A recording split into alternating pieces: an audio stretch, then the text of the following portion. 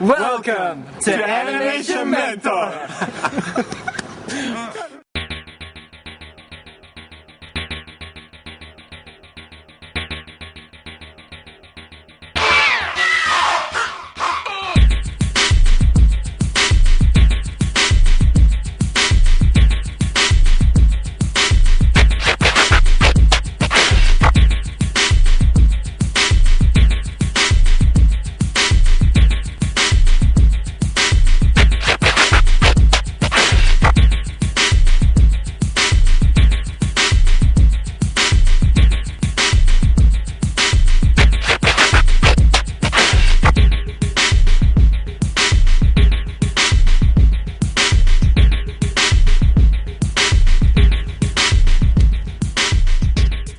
My name's Sean Kelly, and I'm one of the co-founders of Animation Mentor, and I'm also an animator at Industrial Light and Magic. Freeze frame!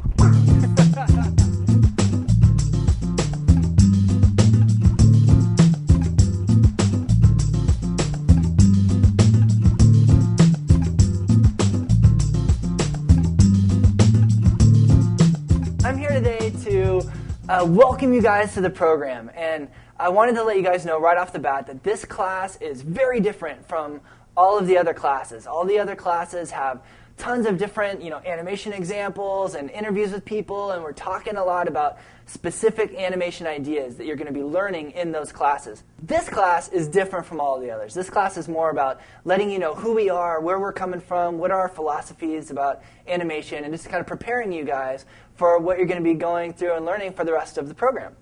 We're just like you. We started off exactly where you are right now. We shared the same hopes and dreams that you have. We share that same love of animation. We had that passion that you have for this art that we love so much. So we've set up the whole school to reflect that. The basic, most important things that you're going to be doing at the school is you're going to sit down at your computer and you're going to watch a video lecture. And that video lecture is going to have some amazing animators sharing their thoughts about animation. It's going to have different examples and some instruction. And then you're going to get an assignment that's related to that lecture, and you're going to get to work. And you're going to animate something, and then you're going to upload it. And then one of the best animators in the world is going to look at it, tell you how to make it better. You're going to watch an e-critique, which is basically a couple movies, and on one side you see your mentor, and on the other side you see your work and how they're drawing on top of it and telling you how to improve. The whole point of that is that you're continually learning in this kind of building block way, where everything you learn is laying the foundation for the next thing that you're going to learn. And we spent a ton of time working on this curriculum to create it in a way that it builds on itself throughout this whole program. You're going to have weekly Q&A sessions with your mentor where you're going to get some one-on-one time with them. It's kind of like video conferencing. You'll see them, they'll see you. You can all hear and see each other, and it's your chance to really get to interact in a one-on-one way with your mentor and ask them questions. I really encourage you guys to be proactive in asking questions. Don't just sit there quietly in class. This is your chance. This is your chance right now, to talk to that mentor who created whatever movie or game or show you love. Ask them some questions. They can help you. And that mentor really is like your animation supervisor. And the whole school is set up to mimic the environment that you'll be working in when you get to an animation studio. The mentor is your animation supervisor. You're going to have dailies where you get together and look at your work and learn about how to make it better. It's all set up to prepare you for when you leave this school, you are completely ready to work in a studio, a lot more ready than any of us were. A big part of this school is giving each other feedback and learning from each other's mistakes and each other's successes and failures and just being together. And you're going to be surprised. I'm telling you right now, a year from now, 2 years from now, you're going to be blown away by how close you are with the students that you're going through this program with. It's been an awesome thing to see, and you're going to learn a ton of stuff from each other, not just from us. We have the forums where you're going to be discussing different animation ideas, and it could be things as simple as, hey, did you see this cool commercial on TV, all the way to, I have this crazy animation idea that I don't know if anyone's ever had before. What do you guys think of it? And you can talk about it and discuss, and that's one of the ways that this group of people is going to be this next generation of animators that is going to blow us all away. When you finish this program, our goal is for you to have a really strong foundation in animation. Our goal is for you to have a demo reel that turns heads, that gets recruiters' attention, that's full of great performances and awesome animation that is going to really get you that dream job. That's our dream for you, is for you to leave the school ready to achieve your dreams and your goals and end up with this job that you're just like, wow, I can't believe it, I finally made it here.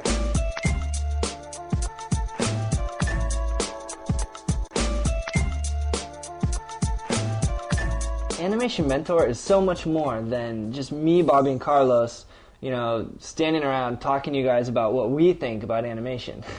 The classes are not only packed full of examples. You're going to have, live action examples. It'll be footage that we filmed or found where you guys can observe the principles of animation and their real life counterparts of those principles. We're going to have animated examples and public domain footage that we found where you can see, the principles actually being used. The principles in action in animation. We're going to have 2D drawings to better explain things. There's all kinds of stuff in the classes. But the best thing in the classes is the interviews with the animators. We've gone out and had a blast, actually, interviewing dozens of animators from literally every major feature animation studio pretty much in the world.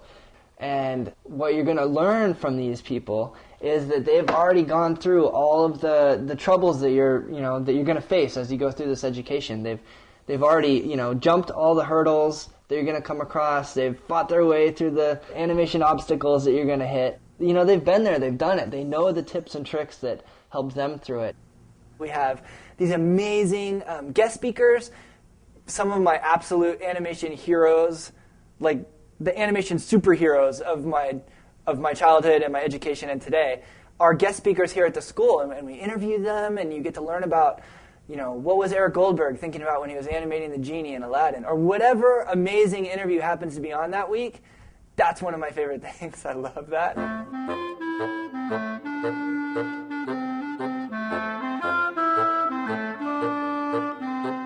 If you're looking for proof that life experiences can benefit the art of an animator, you don't have to look any further than the backgrounds of animators themselves.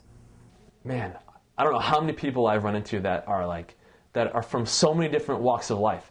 Musicians, architects, janitors, you name it, man. And you'd be like, no way, you used to do that and now you're an animator?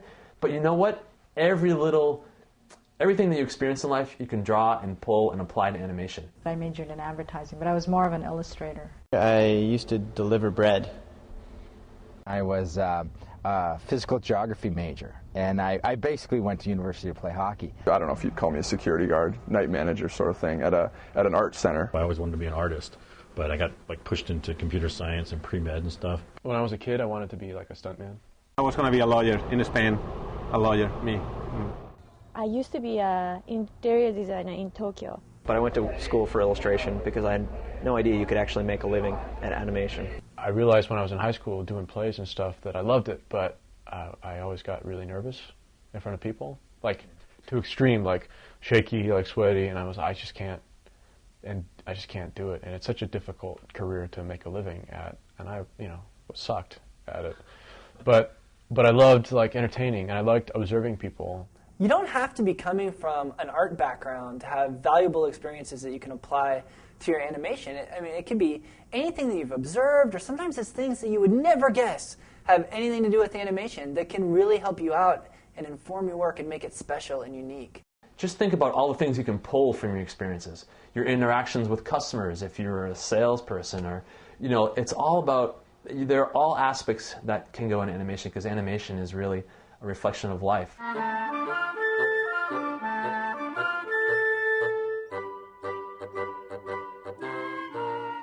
Go to the Cruise the Campus area and click on View by Country, and look how many countries are in there. That's showing you the students in the school right now and what countries they live in. And if you haven't looked at that yet, it's going to blow you away. There's a lot of countries represented in your class. You're going to school with people all over the world. And that's one of the coolest things about this school. It's an international community. It really is. We really want to encourage you to bring your own characters and your own stories to this art. I want to see stories that are about where you come from and about where you live at some point. Maybe if you live in Saudi Arabia and you really want to tell a story about a surfer in California, then that's great, and you should totally do it, and that's awesome. You don't all have to do some story that's about where you live. But hopefully, at the end of the day, we all will be bringing parts of ourselves to our work, and that's what's really important to keep in mind.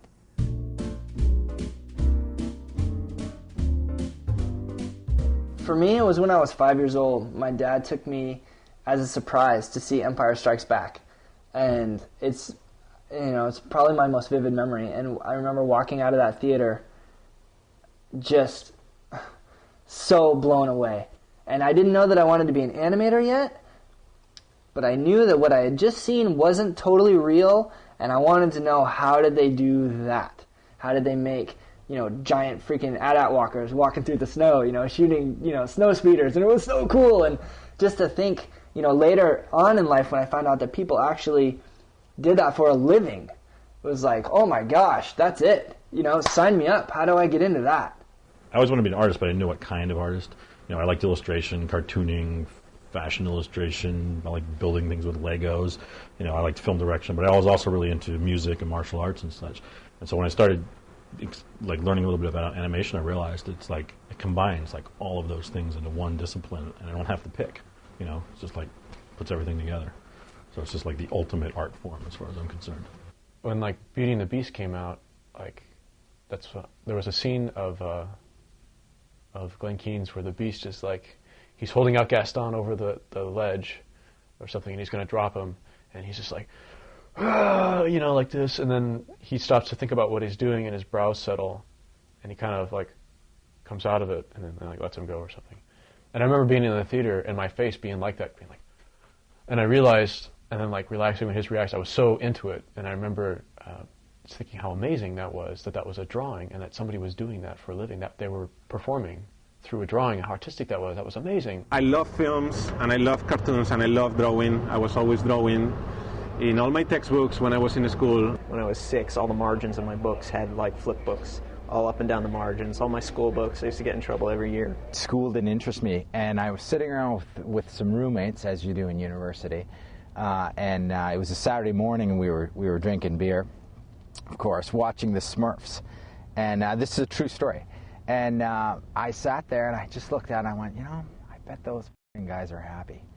And I just said, I want to do that. I turned to my room and I said, what, I want to do that. I just thought that'd be kind of neat. I always wanted to do 2D animation until I realized that the AT-AT walkers and Empire Strikes Back were stop motion. And then from there on I wanted to work on the live action pictures. I always loved comic books. I always loved movies. So making those drawings move for movies seemed like the natural evolution of my two loves. I don't know, I just kept getting into it. The deeper I dug, the more into it I was, and the more energy I got back from it. And, I don't think I slept for a good 2 years, which is why I'm so tired right now.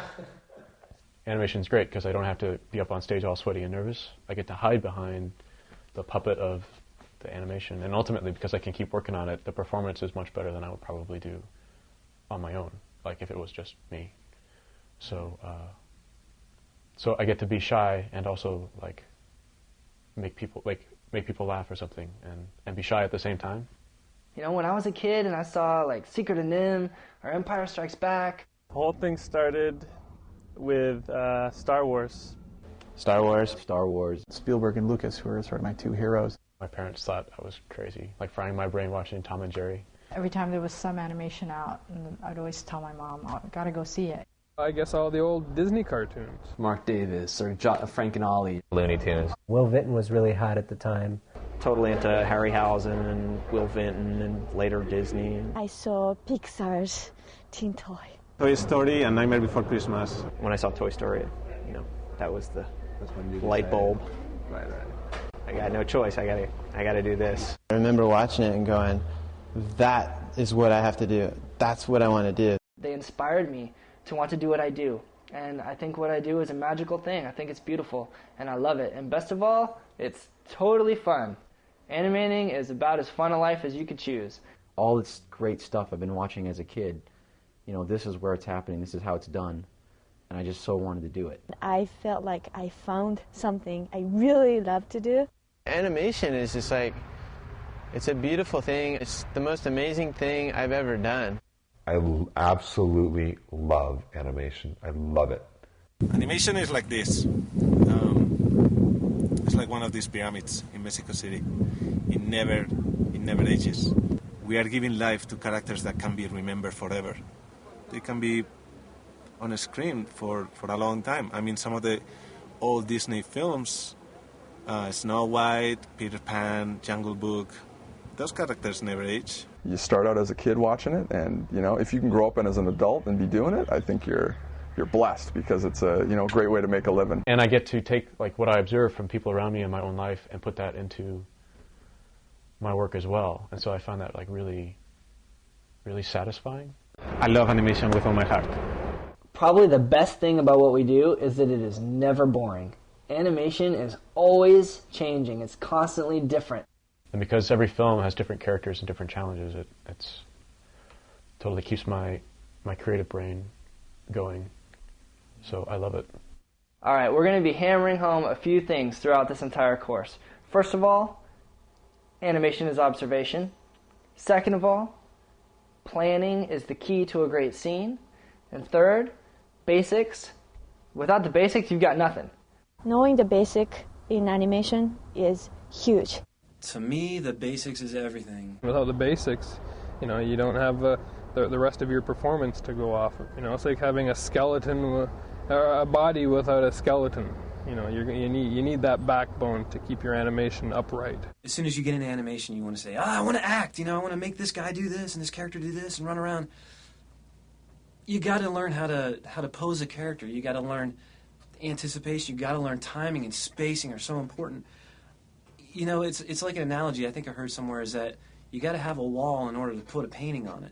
You can't just hang a painting without a wall. You don't think about what key you're going to press on the piano or what string you're going to pluck on the guitar if you really know how to play.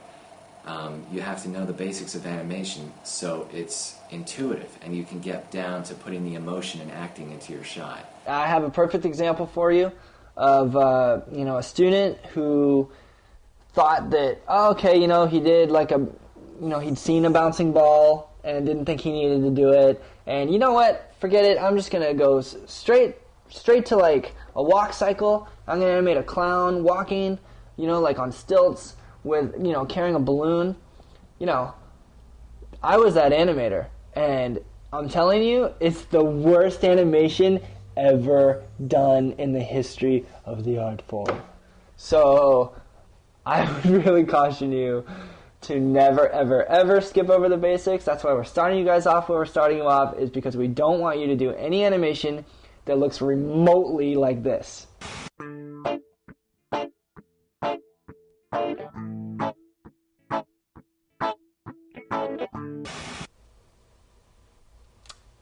Yeah. You cannot just, think to learn a software package, be it Maya or, Softimage or what have you, and think that you can animate. There's a lot of fundamentals that go with animation. Your squash and your stretch and your all the basics that you're taught in a course or at your school is it can't be overemphasized. Jay Rennie, one of the animators at ILM, told me that animation is like golf. There's so many different things that you have to keep track of in your mind as an animator if you want something to turn out well. That the golf is the same way. That was good tempo. And slow things down too. A little bit of the golf swing is turning the wrists over. Stand a little more up. It's unbelievable, all the different things that go into hitting that little white golf ball. It's very frustrating. If you're a great golfer, then you don't have to think about all the little steps. I'm a crap golfer, so I have to think about all the different steps. And as an animator just starting out, you're probably going to have to think about all the different steps. But eventually, you'll be able to just hit that ball.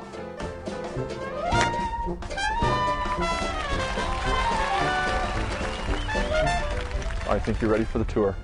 Now, I know you guys are really excited to get into the assignments, and I've got to hang out a lot with animation students, and I spent a lot of time as an animation student myself. So I know without a doubt that a lot of you are going to want to take an assignment and change it into something way bigger, way longer. You're going to get a bouncing ball assignment that maybe it's going to be 60 frames and you're going to want to turn that into a 500 frame short film or whatever it is that you want to do.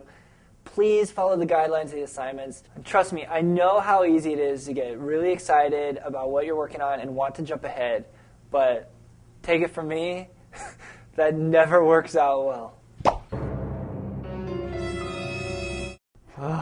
So you don't want to end up with that, okay? So just stick with the rules, do your assignments. You guys are going to hopefully not end up with horrifying clown stilt walks.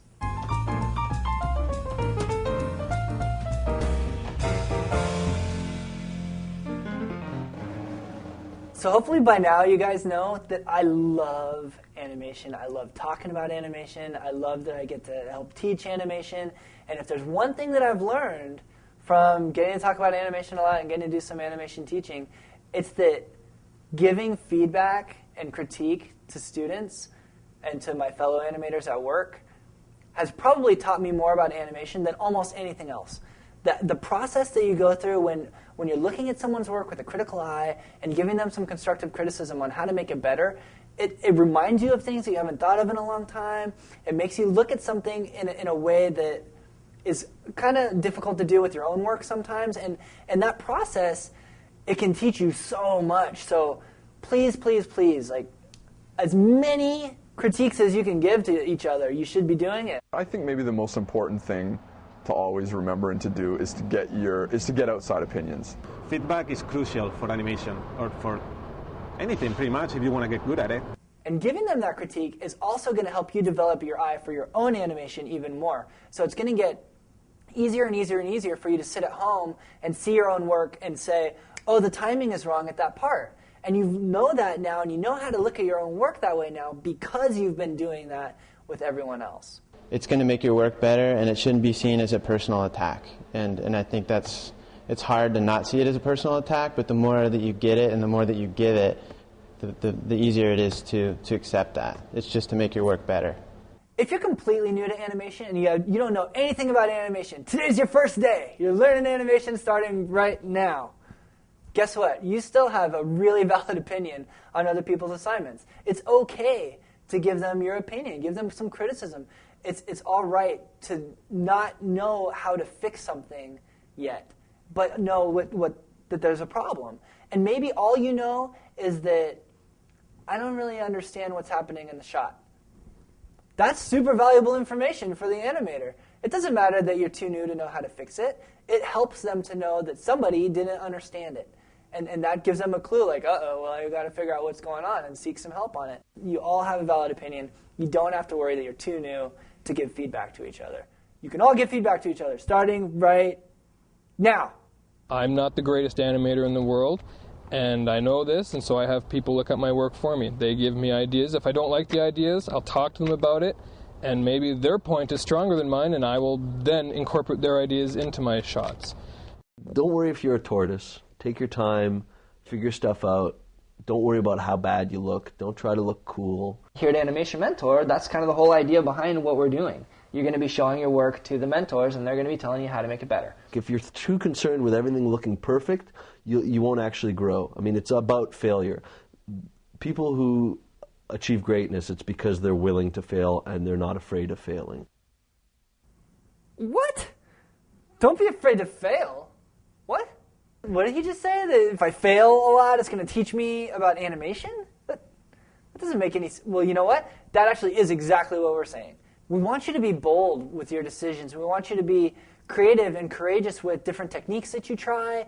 We don't want you to be afraid to try new things in animation because the way you grow as an artist is by trying new things and trying new techniques that you haven't tried before. And if you're afraid of failing, you're never going to try anything new, and you're going to stay at that same plateau of learning, and you're not going to grow. We want you to grow. That's the whole point of this school. So try new things. If you succeed, great. You learned something awesome. If you failed, great. You learned something. It's fine. Take what you learned from it. Move on to the next thing. It's hard because you really become married to a shot, and that's your baby, and you don't want anyone to say anything bad about it because, that's a shot. But at the same respect, you got to learn. And in my opinion, you're always learning. My biggest fear always is that, 5 years from now, I'll look back at the stuff I'm doing and oh man, That was the best stuff I've ever done. I always want to get better. You know, I always want to put something more into my work, and I think that's huge important. If you're not going to do that, you might as well call quits. The minute you think you're a good animator, you really aren't. Because animation, I think, is just, it's like being a doctor or a lawyer. You're constantly learning. You're constantly always having to push the envelope. You know, you think you'll know everything, but not really. I think that's what makes animation great. You do need the basics, but from there, it's just there's so much more you can do and add on to it. You can never learn everything there is to learn about animation. That's one of the coolest things about our art. You can't learn it all. I'm even like the old Disney guys. Like, they're 70 years old and they're still learning things. I don't want to do the same thing every day. You know, I want to do something new. I want to do something better. I'm going to push everybody around me to get better. If I can't look back at my work and see that I've progressed, then there's no point. Then you're just punching in and punching out. You know, we get to a certain level and we sort of get comfortable. And it's important for you to realize at what point that you've become comfortable, that you've got to shake it up and then get that growth pattern going up again.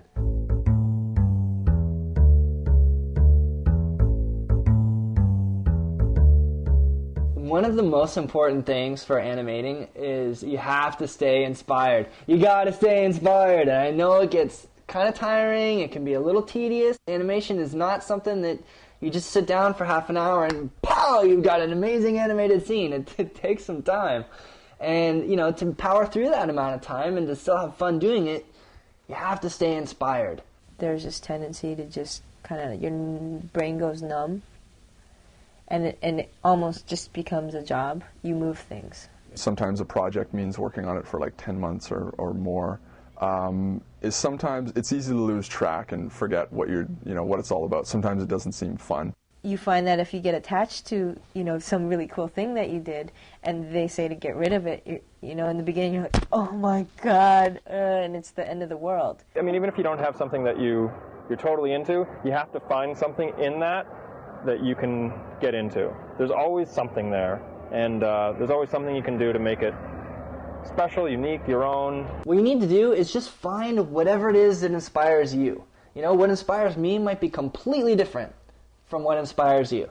I get really inspired from watching films or reading stories or reading scripts. I get really inspired from reading comic books. I get really inspired from, playing a video game and maybe it has a cool story or an interesting thing happens or there's a cool animation in it and stuff like that. Fires me up. You got to stay fresh, and the best way to stay fresh is to, see what your friends are doing, for one, because a lot of my friends are just amazing animators, and I just totally feed off of them for inspiration. For me, it's about going to whatever the cool new movie is. There's artwork, and there's videos, and there's cartoons, and there's action figures. I get inspired because I think the job is cool. None of the things I do to stay inspired are work-related. Get away from the computer. I love to read. I play with my son. Life drawing classes. Oh, man. Flip through comic books and children's books and art books and things like that. Looking at work that's way better than what I could do. Directors that I admired and that I learned from. Finding something cool that someone else did, and it might be in nature, something that God did or whatever. People whose work that I've seen that I'm like, I want to be like that. Play guitar. Cartoons with the sound off. Just watching the movement and purely watching it from a visual standpoint. Seeing a Jack Skellington puppet or something, stuff like that, just oh, so cool. No matter what it is, it should eventually come and challenge you. I want to go to work, and I want to stay late. Sometimes bad movies can be the best source of inspiration too, because not only are you seeing what you don't want to do, but they can be kind of fun in this perverse way where you're watching a bad movie knowing that it's bad just to kind of make fun of the badness. That's my passion. I have a passion for crappy movies. Even if it's a bad story, There is Escape from L.A. Big movie companies don't always make good stories, but there's a lot to learn from the animation and the acting. Battlefield Earth. What a great field to be in that we're working when we're watching a movie. Isn't that great? Ravenous is a fine piece of cheese. And you go back to the computer and you realize you're bringing in all that stuff that you learned. The most inspired people are the people that go the furthest because they have the drive and the motivation to really do it because they love it and they're having fun. And having fun, I think, is one of the biggest keys. If you're having fun, then you're going to want to do it more. And the more you do it, the more practice you get. And the more practice you get, the better you get.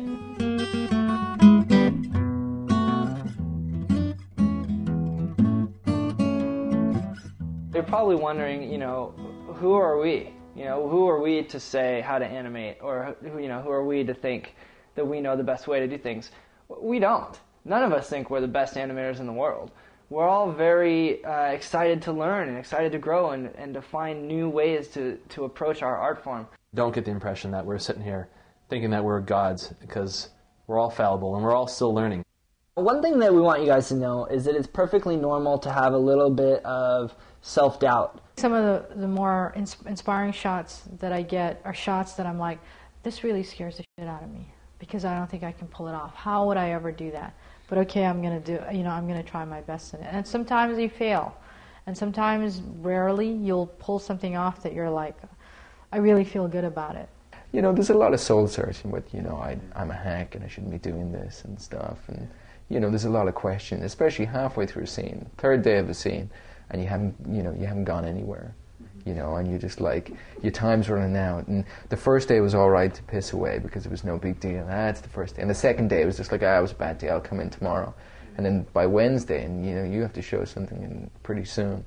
And by Wednesday, you're starting to get into this thing where you're just like, you know what, I can't animate. I think I should tell somebody, I should get them out, Maybe they can fire me and get somebody before Friday and still get the scene out in time, Hopefully by you guys hearing us talk like that and understand that, it's a nonstop process of being an animator.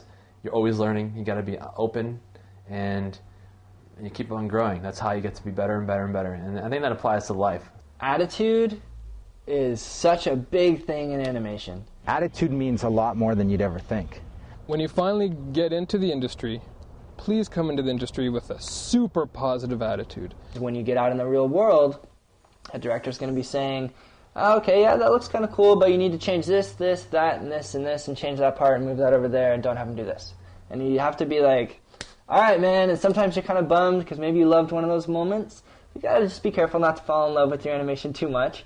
And when you get back to your desk, you just have to have that attitude of, all right, then I'm just going to make it even cooler. If you have a poor attitude, that can get you fired pretty quickly.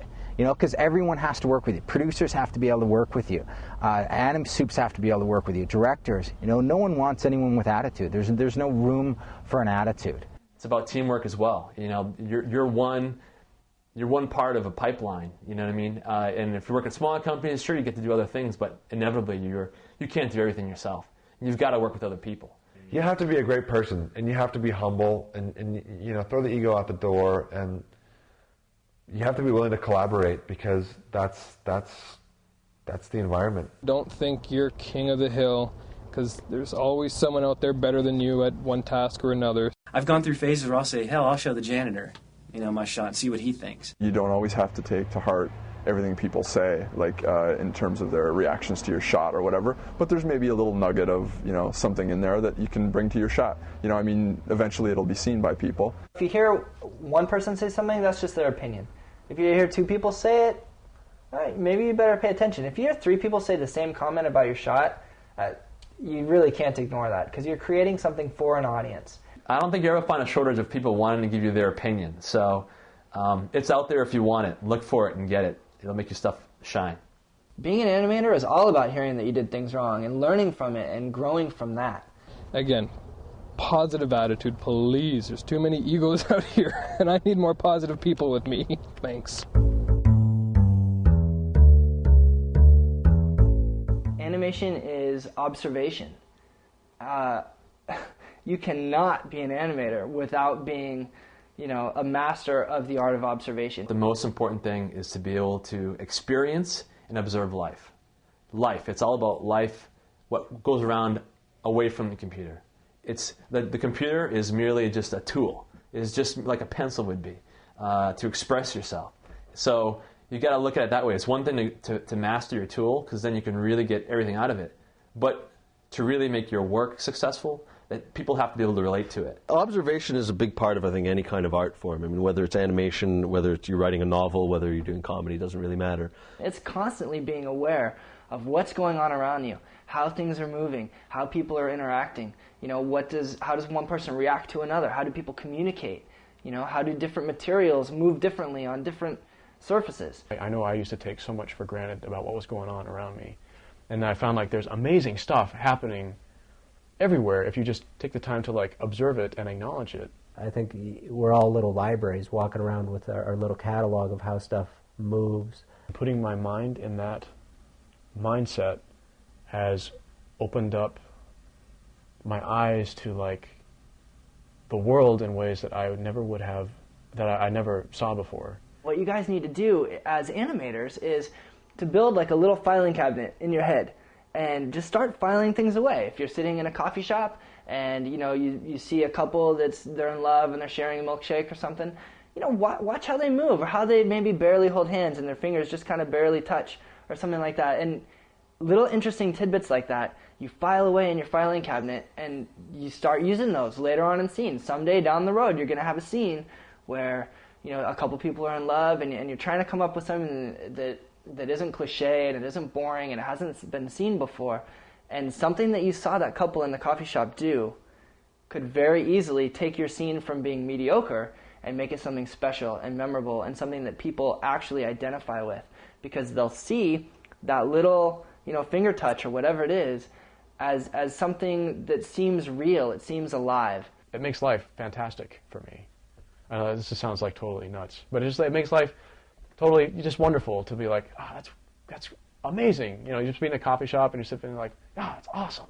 It makes you feel more as an artist, more rich and deeper, and the more that you do that, the way better performance you're going to get out of your characters, and it's actually going to make your job that much more fulfilling, because everything that happens around you becomes interesting. In a nutshell, get outside, experience things away from the computer. It'll only take you so far, and not only the benefits to your work, but it also rounds you out as a person, as a human being. I didn't expect it to come out of animation. I didn't expect anything like it, but it's what's happened because of it. And I love it. I love that part. It's like it opened my eyes to like all the great things that happen. I love going to the park, watching people, going to the airport's always entertaining, because, you got so many walks of life walking around there, and just how people walk, how an overweight person walks, how a thin person walks. It's something that for me to act out, okay, I can an overweight guy, but to act like a thin guy can be a little difficult at times, My wife gets angry with me because I'll always notice things and start talking about it, and she says, I don't care. I have no interest in what you're talking about, you lunatic. When your business is making things move, it's sort of like you do pay a little more attention to how, something moves, how a dog trots, or how a cat, kind of stealthily, creeps along your sidewalk or whatever. I don't care what the source is. It could be photographs, it could be comic books, which are an awesome source for posing. Soak up from every source you can find. Just be like the big animation sponge and just soak it all up.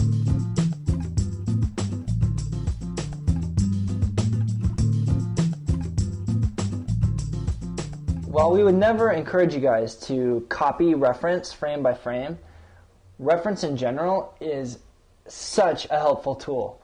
It's absolutely crucial to look at reference of live action of either yourself, buddies, or films. Animation is so hard, and how do you get really good work? It's right there. Just turn your camera on, turn your webcam on, film yourself. What are you doing? Study that frame by frame. That's my number one learning tool for me. Reference either from live action movies, from filming people on the streets, filming people at a coffee place, filming my friends, filming myself. Any type of reference, I'm always going to grab something that I can use on my shot on one degree or another. Studying work that's already been done, frame by frame by frame, getting as much of that information as you can is really important, because then you understand why something works. The little things that you can't see when you're just watching it. You can dig in and really see, oh, that's how you do that. It lets you observe reality at your leisure. You can watch it in slow motion. You can watch it frame by frame. You can watch it forwards and backwards and watch it 20 times. You can pick up something that you wouldn't even thought of, like a certain eye twitch, or the way the character kind of turns their head when they deliver that certain line, or that attitude or that emotion, how they deliver it. you might be like, oh my gosh, that's a subtle body language that I wasn't immediately coming to mind. There was one shot I did on A Bug's Life that was actually cut. Flick comes out and he does this whole thing, like you run around doing hi-ya, you know, and then you turn out to be a bunch of circus bugs. And he did this jump. It was this karate kind of kick thing where he jumps in the air, kicks, lands, and when he lands, because he's a dork, he falls off balance. And that landing and falling off balance was so hard to do. And again, it was something I could think about in my head, like, okay, I understand the physics of how that's going to work, and I feel my own body doing it. I understand that. Okay, I think I can animate that. But I got into it and found that I could not, for the life of me, get this hips going off balance, everything going off balance, foot going off balance. And so I went to the mirror room and I recorded myself. And what I noticed, and I recorded myself doing this thing, 10 times or something. What I noticed is that I wasn't getting the hips. And the hips were doing the total opposite of what I thought they were doing in my head. And it was fascinating. And it took me probably a half an hour watching it over and over to really, that's it. It's the hips. That's what I'm getting wrong. This one little component. And I went back and within 10 minutes I had it. If you're just out in a park and you see somebody throw a football, that's great. And that can be like really great reference, really great observational reference for you to file away in your head for later use. But if you're really going to animate a dude throwing a football, it might be a little more helpful to have video reference of a guy throwing a football and really get to take time to study it.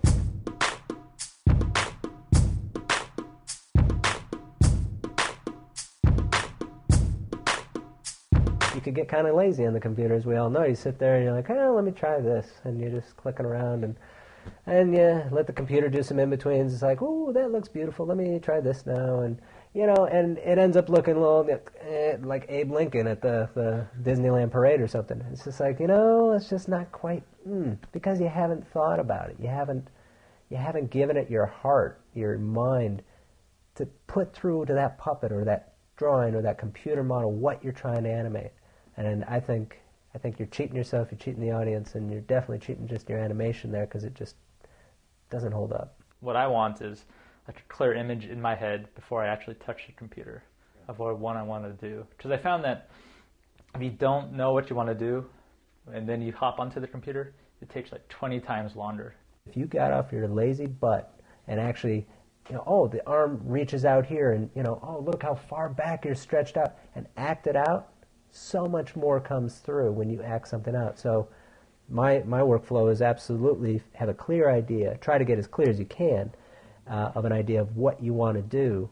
Talk to the director, talk to peers, get that creative juices going, and then act stuff out. Then you time it out, mark it up on your X sheet, in thumbnails, notes, whatever it takes, and then you're halfway there. I'll also spend some time like sketching out the character, looking at the model and sketching it so that I am familiar with the shapes, and also so that I'm freed up once I start planning the scenes, because doing thumbnails is probably the quickest way of generating ideas. It's faster to do a scribble and a drawing, a thumbnail, than it is to make a keyframe. I don't care what you say.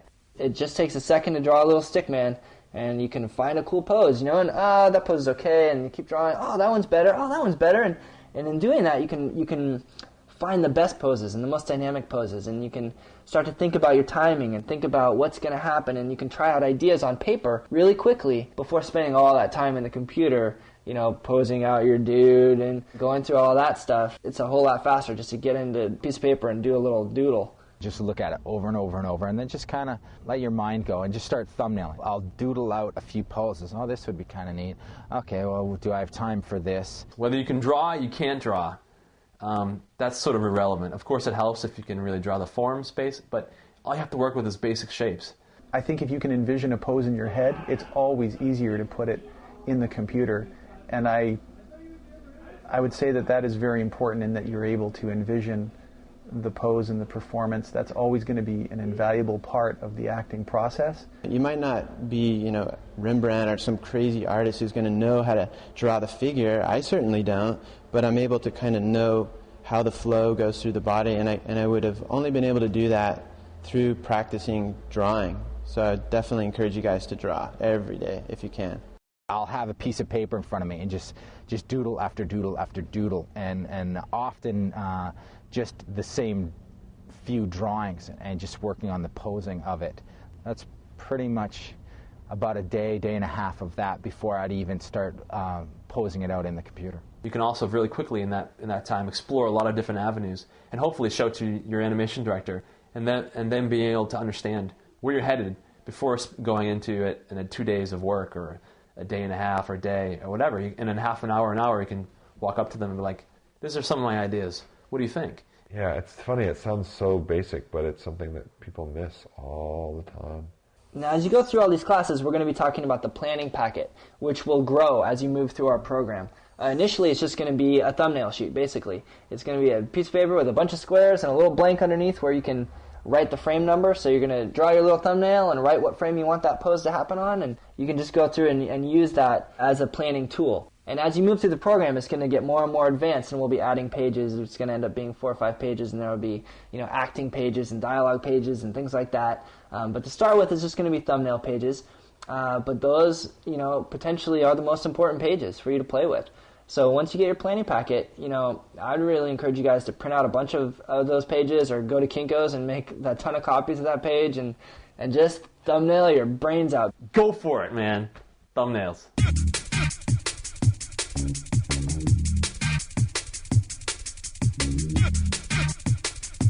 Your most important job as an animator is to create scenes that an audience can identify with. Something that they recognize. They see it, they feel it, they can feel that emotion, they can recognize, oh, I've been through something like that, or I've felt that way, or oh, he feels the way that I felt when this happened to me. It's almost like every time you animate a new character, you start over again. You go back to the drawing board. What's most important is to not think of things in animation terms. Think of them as like, either if you were that character, how would you do that? And then do that. The acting shot is what's going to sell your reel. But to get to a believable acting shot, you need to be a master of mechanics first. Once you master the basics, you take a shot that has awesome body mechanics and you put a great acting performance on top of it, that's it. You're set. That demo reel is kick butt. That's as good as you can get. You're thinking about the character and what they would do, and not from outside of that. Any other source besides that is going to feel untruthful, I think. It certainly will help you to have a scene that's driven by all the key elements, but what's going to make a great scene is how much you can get into that character's head and make it believable and make it entertaining. A good animator is a good actor, period. You can't have one without the other. Animation is acting. Acting is total gut. It can be that. It can be total gut instinct. What makes bad acting? Cliches. A common mistake is if a character is happy, they throw the smile face on, right? It's like happy, and it's like, gosh, we can express happiness in so many different ways. You do have to have the makings of a good shot to begin with, like a cool camera angle and cool action and all of that. But anybody can pump out an animation for that. It's only the person who's really thinking, like really with the character and putting that little flourish in at just the right moment. That's like, yeah. Anybody can do a dialogue shot, but only an actor can create something that's evocative to an audience. There is a space, no? The screen, the character is inside the screen and I'm outside. I want to feel totally connected, no? Totally that I am this character, no? This sounds a little esoteric, but I feel one with the character and the situation, and if the character is depressed and sad, I'm depressed and sad. Like any good actor, you need to let yourself become that emotion. And this is the type of stuff we're going to be covering, down further in the acting classes. But just to let you guys know where we're coming from acting-wise, a good actor doesn't act sad. A good actor doesn't even feel sad. A good actor is sad. I definitely get very into it. It doesn't leave me when I go home. It stays with me until I'm done with a shot, and sometimes even a little bit after. But it's just kind of how it works for me. It's all just up in this thing here. We're working with a dead character. It has no mind. It has no heart or soul. It's a bunch of dead math, right? That has no will of its own. It has no dreams or desires. And our job is to take that dead math and give it those dreams and give it those desires and the feelings and emotions and bring that dead math to life, to turn that into a character that people will believe in. And the way that you do that is with video reference. It's so important to get into character and to really feel those emotions and feel those feelings and to truly become an actor. And then if you do that, just, let's say you're doing a dialogue scene, you just let the dialogue play over and over and over and over. Over and over and over and over. Literally like hundreds of times. Basically, just listen to it until it becomes a part of you. Until you know the words so much that you don't have to think about the words anymore. And all you have to think about now is the feeling and the emotion and what's going on around you and where did the character come from and where is he going and what does he want in this scene. You're taking the story and you're telling it through characters, and really the bottom line is you need to connect with the audience. And you need the audience to believe that this is not an animated character, that this character is just alive. And they're sold.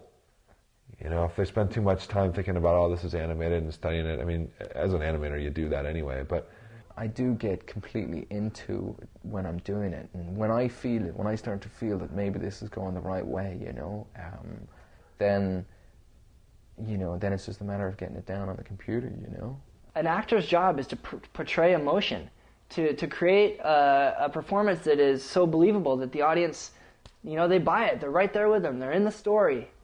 That's their whole job. Their job is to let us see into their soul a little bit. So as an animator, your job is to take the direction from the director and to translate that into a performance and emotion that is believable to the audience. And the way that you do that is you tap into that filing cabinet in your head, or you observe the world around you, and you observe, how does this person act when they're in that situation, and you do your best to recreate that in as believable a way as possible.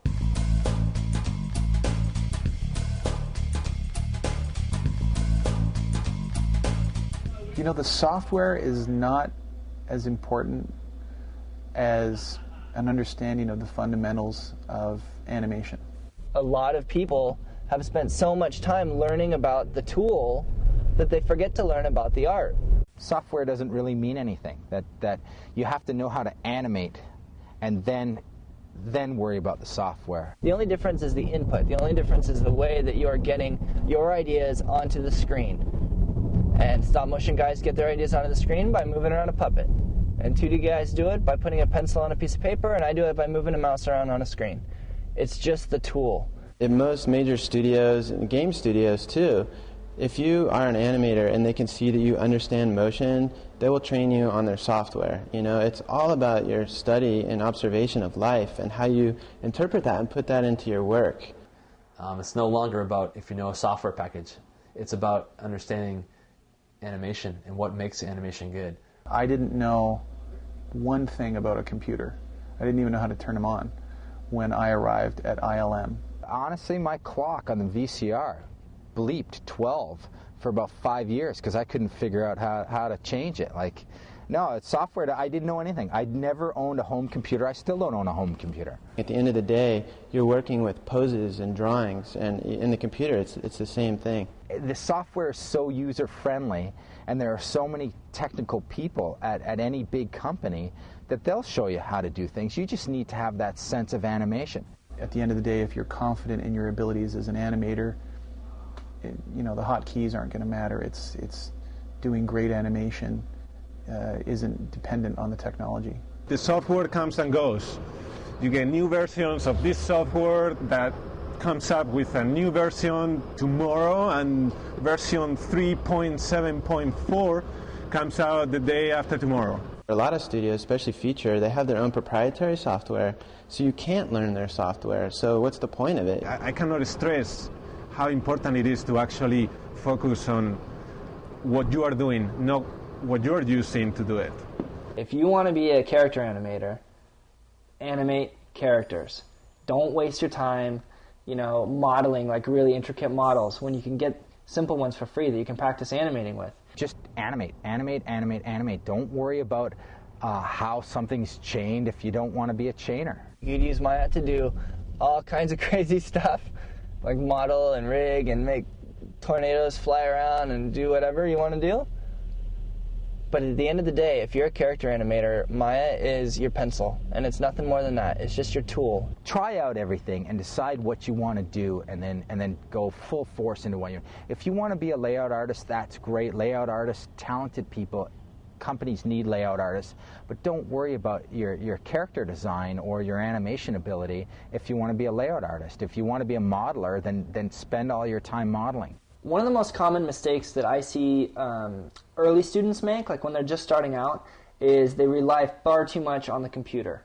They let the computer do all these in-betweens and make all these decisions for them.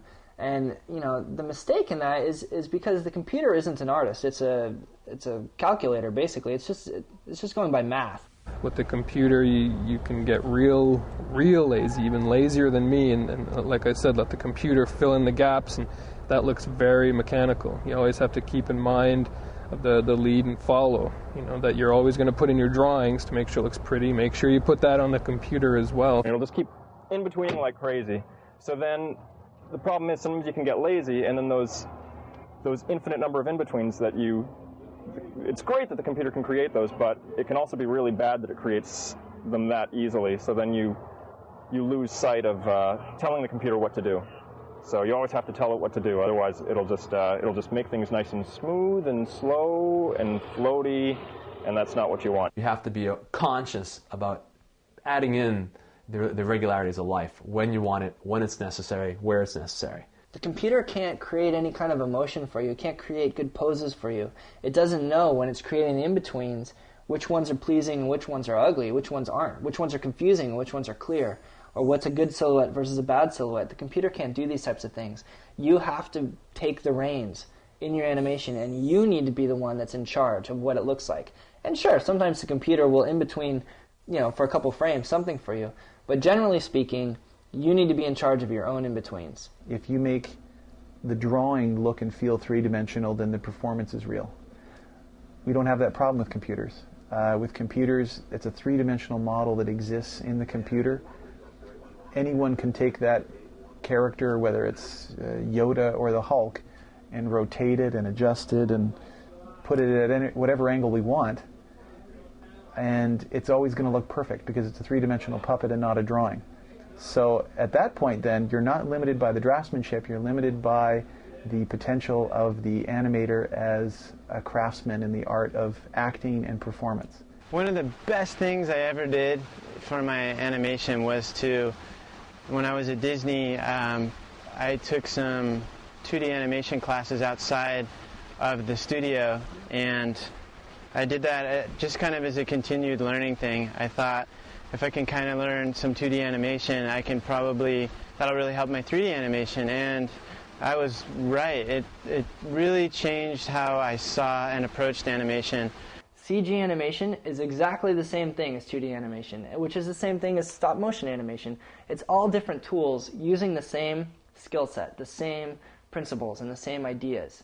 Stop motion is you're giving like one performance that you'll never ever be able to do again, and you'll think of things in the middle of the shot that you can only think of because you're right at that point in the shot. You make some decision to go somewhere else, and you'll never be able to replicate that when you do it a second time. And so it's kind of about giving a single take, where I feel like the computer animation is more like making a painting, where you can kind of work on certain parts and I'll change this, I'll change that. You can really if you need to get a certain perspective on something, you can really play with your drawing and form so that it looks right. But really, if you look at it in a 3D world, maybe the arm is, to really keep the face, for instance, in a turnaround shot, an acting shot. The only thing I don't like about that process in the computer is I think that you lose the spontaneity that you get by doing something once. Try to experience other mediums if you can. You can make a wire puppet, not very expensive. There's little cheap frame grabber programs on the PC now that you can buy for not very expensive, and just kind of try just doing motion tests, motion studies. For one, it's really exciting. It definitely gets the creative juices flowing. It makes you think more about what you're doing and makes me feel more like an artist, and that's the thing that I'm searching for. Like in Dinosaur, you know, when we see Baleen walking around, I couldn't have done her in stop motion to look like that, but that's my animation coming through with all the nuances of the computer. That's awesome. I couldn't get the puppet, the physicality of dealing with a stop motion puppet, which I love that, so I missed that. But you know, do I still love animation? Of course. You know, it's you wake up and you think, wow, you know, I can't believe doing this for a living. You know, the secret's out. Shh. Even 3D animation is 2D animation in the end. Once it's rendered, that 3D animation becomes a two-dimensional image that flips on each piece of film, one image, you know, per frame, 24 frames per second, and that makes animation, whether it's stop motion, traditional, or computer animation.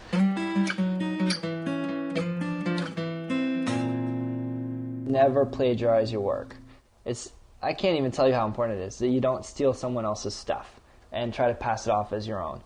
Now, in terms of like stealing material or plagiarizing it, or just outright taking it and calling it your own, I'm all for it. I think that it's a great way to get ahead. No, actually, I would say that not only is it not going to help you in the short term, it's not going to help you in the long term. The industry is very small. We all have friends, you know, at most of the studios, if we've been doing this for a while. Because, you know, you work together for a little while, and then one person goes over here, and then another person goes over there, and, you know, and then some of these guys come over here, and these guys go over there, and people jump around a lot in our industry, and it is very small. First of all, okay, so you stole it, you might get you that one job if they don't realize that you stole it. Chances are they realize it. That's the trouble. Chances are people already, if they've been in the business long enough, they've seen things, and they know where you took that from.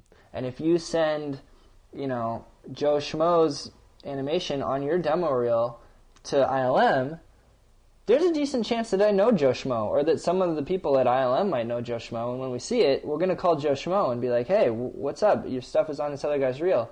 And that gets around to all the studios like in a day. They will find you out. They will hunt you down. They will smoke you out of your hole. The person that put Joe Schmo's stuff on his reel is done. You know, it's going to take him a long time to dig his way back out of that hole of being known as, you know, an animation thief. Stolen work might get you only so far anyway, because eventually, you know what? If you get the job, your work better be that good anyway. Don't steal anyone's work.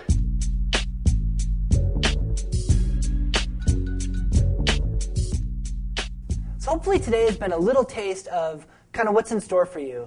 We touched on the importance of planning and observation and how much observation will affect your animation. We talked about how to, you know, the importance of staying inspired. We talked a little bit about the diversity of the mentors and diversity of animation in general and the student body, and how important it is that even though we're going to be teaching you specific techniques and specific ideas, and you're all going to be doing similar assignments, at the end of the program, it's important that you still retain a part of yourself as the artist, and that you're putting some of yourself into your work.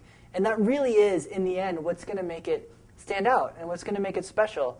And here's 20 Animation Mentor graduates, and hopefully all 20 demo reels with 20 kind of similar assignments all feel really different and really individual. And that's something that recruiters will look for, and it'll make your stuff really stand out. So don't cast aside, you know, your backgrounds and all that stuff. It's really important. Draw from that. Use what you can from where you come from to inform your characters. It's going to inform your acting performances. It's going to inform your acting choices. It'll probably inform your like short stories a lot that you might tell. That stuff is, it's really key, and it's what makes you the artist that you are. So hang on to that stuff, because that's what animation really is about. Animation is an art, and it's about putting yourself into that art. The dictionary defines animation as the act, process, or result of imparting spirit, motion, or activity. Well, okay, maybe, but to me, animation it's the art of breathing life into something that doesn't have life. And the important words in there are art, because it's an art, and life. You're breathing life into a character. There's something really magical about that. There's something really special about bringing something to life. And you're taking this mesh, this computer mesh of dead math that's made of a bunch of bits and bytes and ones and zeros, and it doesn't have a heart, and it doesn't have a soul, and it doesn't have a brain, And your job is to be that brain for that character, to give that character our heart, to be the soul for that character and give that character wants and desires and fears and hopes and dreams and emotions. And that process is what creates life up on the screen or in your favorite video game or on your favorite TV show or in a cool commercial that sells some potato chips or whatever it is. It doesn't matter. You brought that character to life. It's a special thing. And I just want you guys to keep in your mind that as you go through the program, there's going to be some late nights. There's probably going to be some frustrating moments. But at the end of the day, when you look back and you see something that you brought to life, I'm telling you, there's nothing better. So welcome to Animation Mentor. We are so excited for you. We can't wait to see the animation you come out with. And just one last time, I want to encourage you to put your heart and soul into this, and you're going to come out with something special and a demo reel that you can be proud of. Welcome to Animation Mentor. Hey, my name's Sean Kelly, and that sucked. Oh, crap, dang it. 1, 2, 3. Welcome to Animation Mentor. You guys did that whole intonation. Welcome to Animation Mentor. Welcome to Animation Mentor. I said Animation Mentor.